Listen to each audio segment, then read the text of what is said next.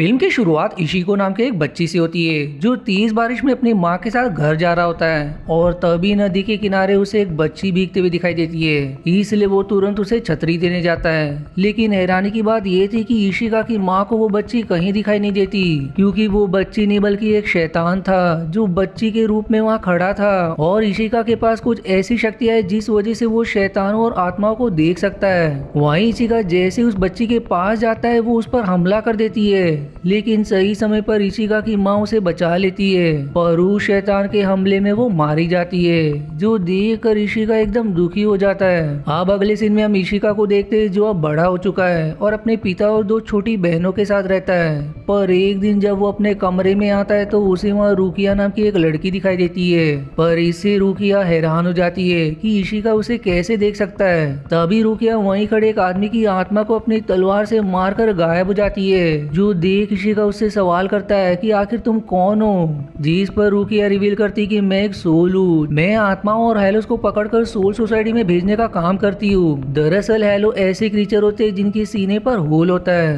तभी आसपास उसे फिशर नाम के हेलो के होने का आभास हो जाता है, इसलिए रुकिया और इशिको तुरंत नीचे आते हैं, जहाँ फिशर इशिको की बहन को पकड़कर अपने साथ ले जाता है। इसलिए अब वो दोनों भी उसके पीछे जाते हैं, जहाँ रुकिया उस फिशर पर हमला करके इशिका की बहन को बचाने में सफल तो हो जाती है। पर फिशर उसे पकड़कर उसकी आत्मा को अपने अंदर समाने लगता है, लेकिन रुकिया जैसे तैसे अपनी शक्तियों से उस पर हमला करके उसे दूर फेंक देती है। पर इससे वो काफी घायल भी हो जाती है।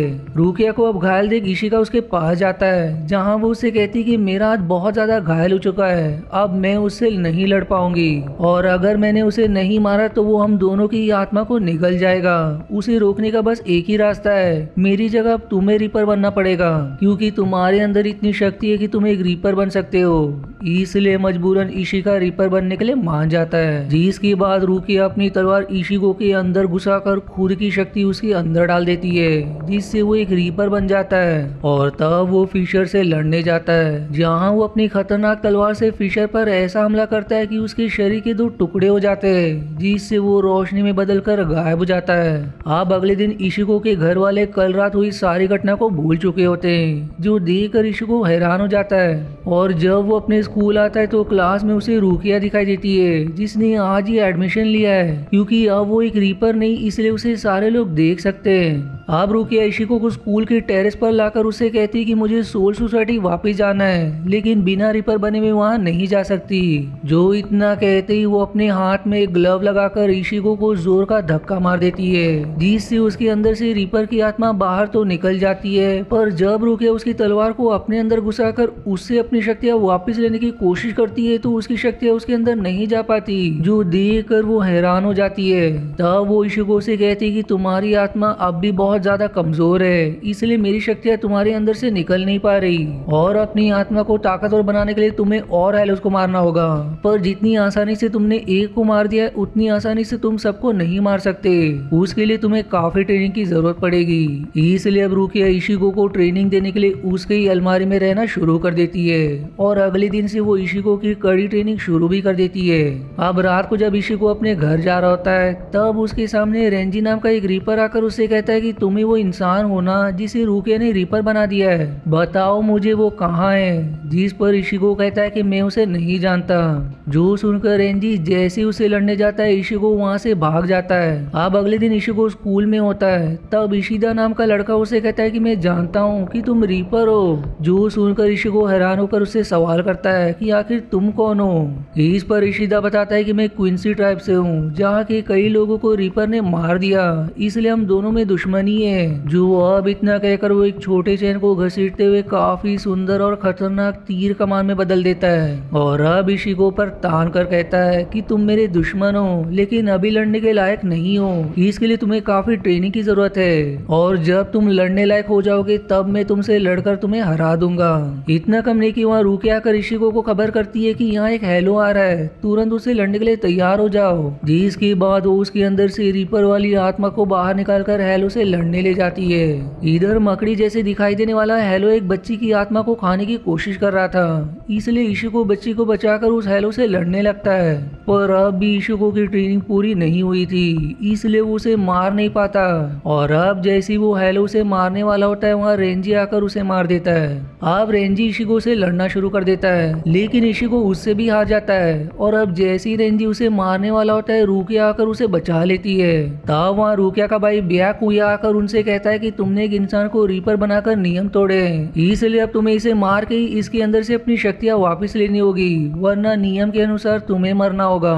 जिस पर रुकिया उसे विनती करती है कि मुझे कुछ दिनों की मोहलत दे दो, मैं इशिका को ट्रेन करके उसे हेलो से लड़ने लायक बना दूंगी, जिससे उसकी शक्तियाँ बढ़ जाएगी। तब ब्याकुया उसे 2 दिन का समय देकर रेंजी के साथ वहाँ से चला जाता है। अब रुकिया घायल इशिगो की आत्मा को उसके शरीर में डाल तो देती है, पर काफी ज्यादा घायल होने के कारण वो उससे ट्रेनिंग नहीं कराती। और अब 2 दिन पूरे होने के बाद जब इशिगो अपनी अलमारी में देखता है तो रुकिया उसे दिखाई नहीं देती, जिससे वो परेशान होकर उसे इधर उधर ढूंढने लगता है। दूसरी तरफ हम रुकिया को देखते जो ब्याकुया से कहती है कि मुझे माफ कर दो, मैं इशिगो से अपनी शक्तियाँ वापस नहीं ले सकी और इस गलती के लिए मुझे मौत की सजा मंजूर है। पर तभी वहाँ इशिगो आ जाता है जो ब्याकुया से कहता है कि मैं ऐसा होने नहीं दूंगा, रुकिया को कोई कुछ नहीं कर सकता। तब ब्याकुया उससे कहता है कि ठीक है, मैं तुम्हें एक मौका देने के लिए तैयार हूँ, अगर तुमने ग्रैंड फिशर को मार दिया तब मैं रुकिया को जीवित छोड़ दूंगा और ग्रैंड फिशर को मारने के बाद तुम्हारे अंदर इतनी ताकत आ जाएगी कि तुम उसे उसकी शक्तियाँ वापस कर सकोगे। जिस सौदे पर इशिगो मान जाता है। अब अगले दिन से रुकिया इशिगो की पहले से भी ज्यादा कड़ी ट्रेनिंग शुरू कर देती है, जहाँ रुकिया के लिए इशिगो भी ट्रेनिंग में पहले जैसा अच्छा प्रदर्शन करता है, जिससे उसे भी धीरे धीरे तलवार चलाना आने लगता है। अब रात को रुकिया इशिगो को ग्रैंड फिशर के बारे में बताती है कि उसकी शुरुआत एक बच्ची के रूप में हुई थी, लेकिन अब वो एक बहुत ही विशाल शैतान बन चुका है। जो सुनकर इशिगो को याद आ जाता है कि जिस बच्ची ने उसकी माँ को मारा था वो कोई और नहीं बल्कि ग्रैंड फिशर ही था, जो जानकर अब उसके अंदर ग्रैंड फिशर से लड़ने की और हिम्मत आ जाती है ताकि वो उसे अपनी माँ का बदला ले सके। अब अगले सीन में हम ब्याकुया को देखते हैं जो रेंजी से कहता है कि जैसे ही इशिगो ग्रैंड फिशर को मारेगा तुम उसे और रुकिया दोनों को ही खत्म कर देना, क्योंकि मैं उन दोनों के बीच नजदीकियां बढ़ते हुए देख रहा हूँ, जो मैं ऐसा नहीं होने देना चाहता। दूसरी तरफ इशिगो और उसके घर वाले उसकी माँ की कब्र पर जा रहे होते हैं, पर तभी इशिगो की दोनों बहनों के सामने ग्रैंड फिशर बच्ची के रूप में आ जाता है और उसे रोता देखकर वो दोनों उसके पास चले जाते हैं। इधर रुकिया और इशिगो को आभास हो जाता है कि ग्रैंड फिशर उनके आसपास ही है, इसलिए वो ग्रैंड फिशर के पास जाता है, जहाँ अब रुकिया इशिगो के अंदर से उसकी रीपर वाली आत्मा बाहर निकालती है, जिसके बाद वो उस ग्रैंड फिशर से लड़ने जाता है, जो अब बहुत ही भयानक क्रीचर में बदल गया था। पर इशिगो जैसे तैसे उससे अपनी बहनों को बचाकर उस ग्रैंड फिशर के अंदर अपनी तलवार घुसा देता है, लेकिन अब ग्रैंड फिशर उसे चकमा देने के लिए उसकी माँ का रूप ले लेता है, जो देखकर इशिगो को कुछ पल के लिए ऐसा लगता है कि उसने अपनी माँ को मार दिया। और इसी मौके का फायदा उठाकर ग्रैंड फिशर उसे धक्का मारकर वहाँ से शहर की तरफ भाग जाता है। इशिगो भी अब उसके पीछे जाता है, जहाँ शहर के लोग उन दोनों को देख नहीं पाते, उन्हें बस ऐसा लगता है मानो शहर में बवंडर आ रहा हो, इसलिए सभी इधर उधर भागना शुरू कर देते हैं। इधर इशिगो ग्रैंड फिशर से लड़ ही रहा होता है, लेकिन वो बहुत ही विशाल और शक्तिशाली भी था, जिस वजह से वो इशिगो की तलवार को ही पकड़ लेता है। पर जैसे ही वो उसे मारने वाला होता है उसके हाथ में एक तीर आकर लगती है, जिसे दरअसल इशिदा ने चलाया था, जो देखकर ग्रैंड फिशर उसके पीछे बढ़ जाता है, जहाँ अब इशिदा जबरदस्त एक्शन के साथ ग्रैंड फिशर पर लगातार तीरों की बरसात करने लगता है। जिसके बाद वो इशिगो से कहता है कि मुझे तुमसे लड़कर जीतना है, इसलिए मैं तुम्हें ऐसे मरने नहीं दूंगा, जो सुनकर इशिगो खुश हो जाता है। पर तभी ग्रैंड फिशर उन दोनों पर ही हमला कर देता है, जिससे दोनों अलग हो जाते हैं और तब वो इशिगो को पकड़ लेता है। पर अब वह रुकिया आकर इशिदा से कहती है कि ग्रैंड फिशर के सिर में तीर मारो, यही एक रास्ता है उसे मारने का। लेकिन इशिदा का निशाना चूक जाता है और तीर ग्रैंड फिशर की आंख में लग जाती है। पर तभी इशिगो हीरो की तरह आकर अपनी बड़ी सी तलवार ग्रैंड फिशर के सिर में घुसा देता है, जिससे उसका वहीं पर खेल खत्म हो जाता है और इस तरह से इशिगो का प्रतिशोध भी पूरा हो जाता है, जो देखकर सभी खुश हो जाते हैं। आप सभी ग्रैंड फिशर के मरने से खुश तो हो रहे थे, लेकिन तभी वहाँ रेंजी आकर इशिदा को मार देता है, क्योंकि रीपर और क्विंसी के लोगों में दुश्मनी है, जो देखकर इशिगो को काफी बुरा लगता है। जिसके बाद वहाँ ब्याकुया आकर रेंजी से कहता है कि इन दोनों को ही खत्म कर दो, इसलिए अब उन दोनों को मारने उनकी तरफ बढ़ता है। पर इशिगो भी उससे लड़ना शुरू कर देता है, जहाँ दोनों में काफी जबरदस्त लड़ाई होती है। लेकिन जब रेंजी इशिगो को खुद पर भारी पड़ते हुए देखता है तो वो एकदम गुस्से में अपनी जादुई तलवार को बहुत ज्यादा लंबी बनाकर एक चाबुक में बदल देता है और फिर रेंजी इशिगो को अपनी तलवार में लपेटकर दूर फेंकने के बाद उसके ऊपर एक गाड़ी भी गिरा देता है, जिससे वहाँ धमाका हो जाता है, लेकिन इशिको इससे नहीं मरता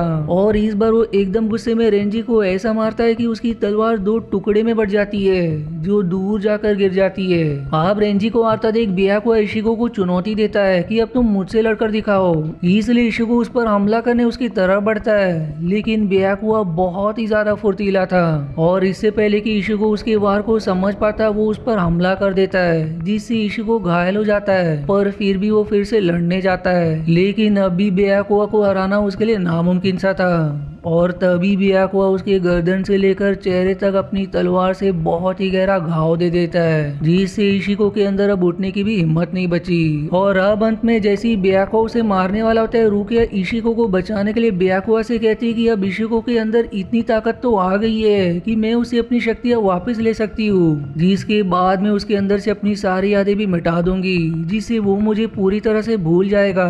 तब जाकर ब्याकुआ इशिको को छोड़ देता है और फिर रुकिया भारी मन से इशिको से कहती कि जितने भी पल मैंने तुम्हारे साथ गुजारे वो मेरी जिंदगी के सबसे खूबसूरत पल थे, लेकिन अब हम फिर से कभी नहीं मिल सकते।